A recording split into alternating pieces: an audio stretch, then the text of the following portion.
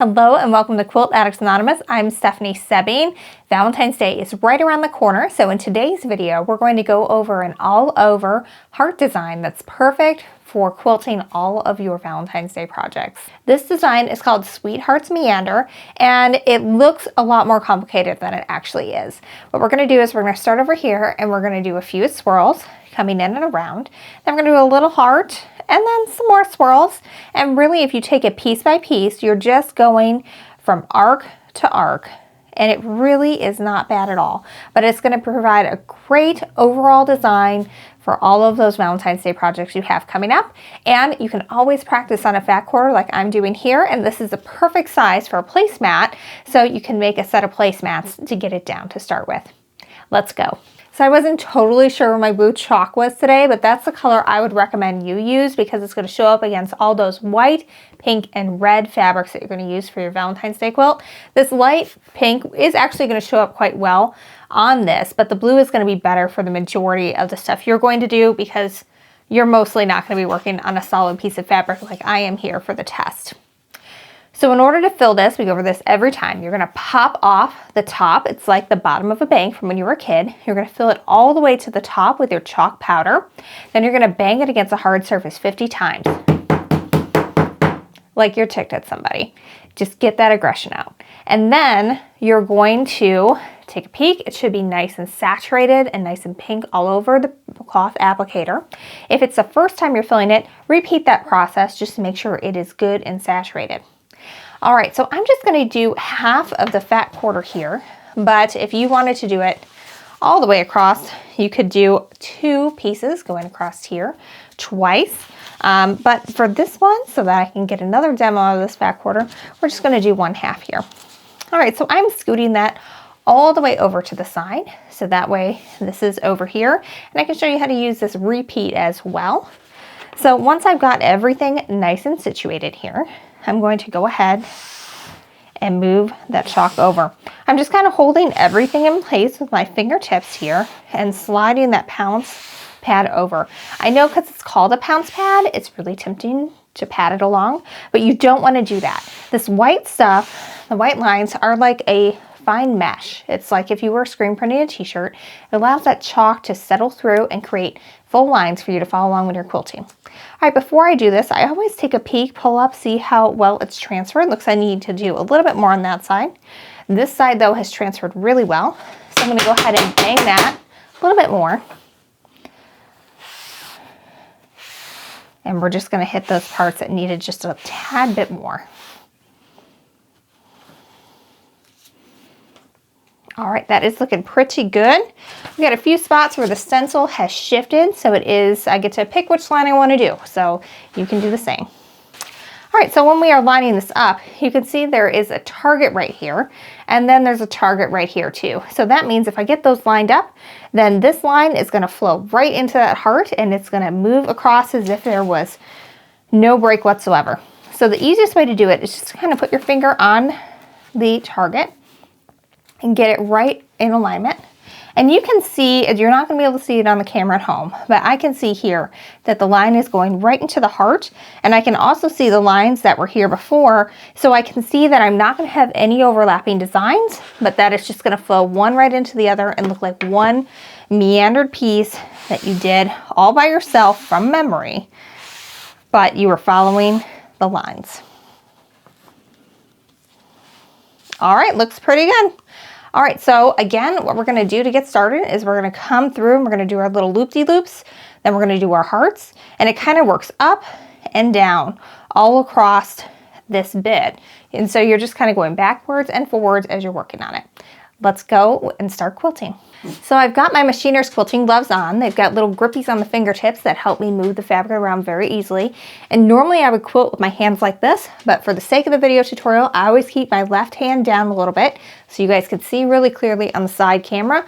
But when you're working at home, quilt whatever you can fit in between your fingers. I always start by bringing my needle down and back up again.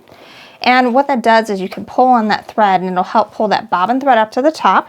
It's a great habit to get into because then you won't have your bobbin thread getting all tangled up underneath your quilt and making a big mess. I've also reduced my stitch length to 0 because my feed dogs have decided not to lower themselves anymore on this machine. But if your feed dogs can lower, you can just do that.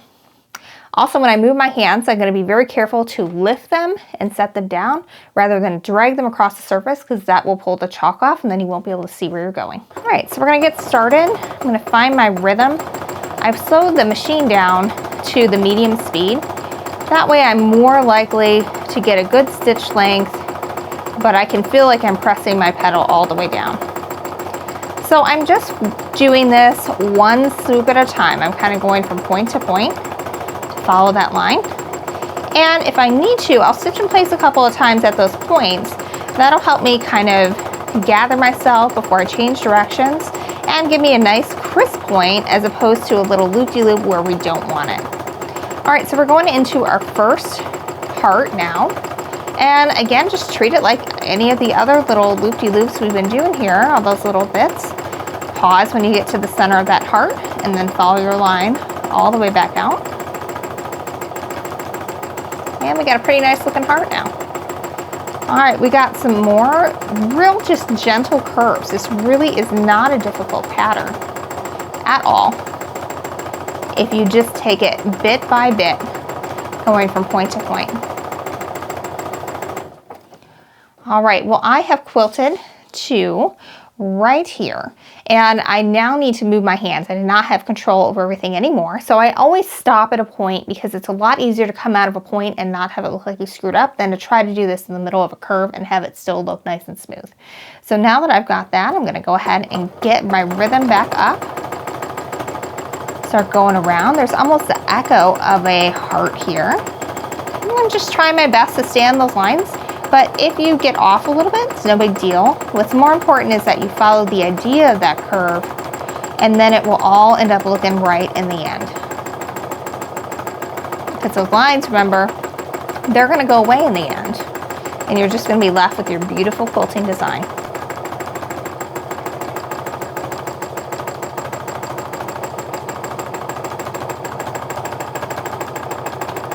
All right, so we've done our first bit going across, and now we're going to back it up and we're going to go across the other way from right to left here, doing the next little pass of loops and hearts.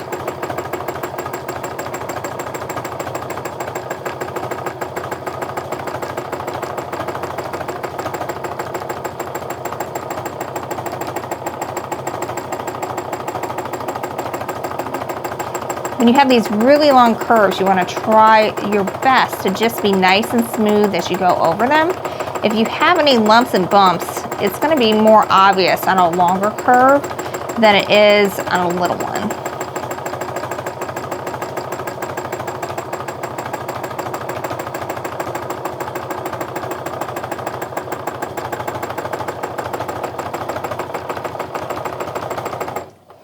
All right, I've gotten to a point where I need to adjust my hands again, so I'm coming to a complete stop.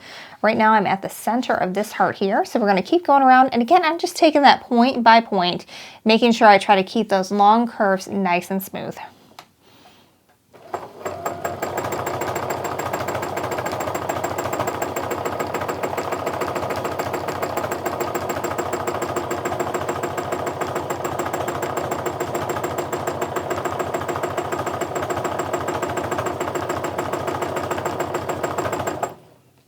All right, so we've reached the part where my stencil shifted a little bit, so I get to pick which line I want to do.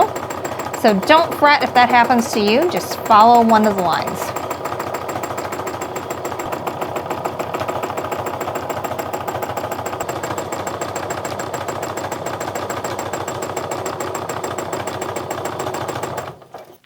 Sometimes get asked the questions of what happens if your design doesn't perfectly fit on your quilt top. Well, in reality, you're going to have an extra 5 inches going around, so it's going to be really easy to grab and hold on to it. But what I do is I just quilt the lines as much as I can. So I'm just going to quilt around this and then quilt my last little swirl, and then it's just going to look like it is quilted right off the end when you have your binding on.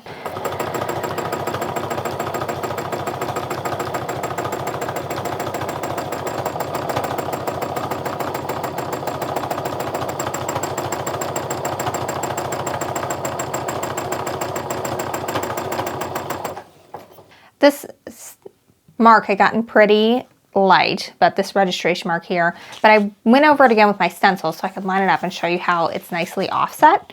So this is where we started. You can see we've got that start bit over there. And so what I can do is I can take this registration mark here and I can line it up right on top, and I can see pretty well through that it just fits in real neatly. So I can just go ahead and swipe over.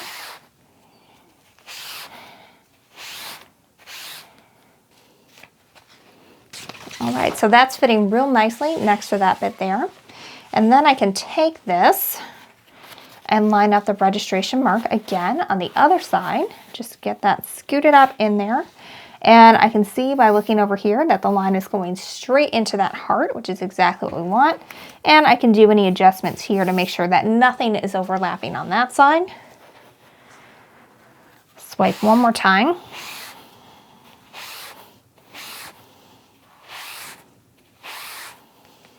And now you can see that we've got a really nice heart meander design, and it's offset enough to where we're starting here. Well, where are we starting? Yes. We're starting right about here and then right about here. So that way no two hearts are going to be right next to each other on here, which is great because if you do make a mistake, it's not super obvious because it's not like you have the same hearts going across the same places for your entire quilt. So definitely pay attention to where those registration marks are and use that to offset where everything goes on your quilt, and you're going to have a really pretty design that you're going to love. Again, this design is called the Sweetheart Meander, and you can get it along with your pounce pad and everything else you need to get started with free motion quilting over at shop.quiltaddictsanonymous.com. Whenever you see a video tutorial and you want to give that project a go, a great way to say thanks for us giving you free video tutorials every week is to get the supplies from us. We really appreciate it. It helps us bring you free, great quilting content every week to inspire you and make you a better quilter. Please like and subscribe if you haven't already. And until next week, happy quilting.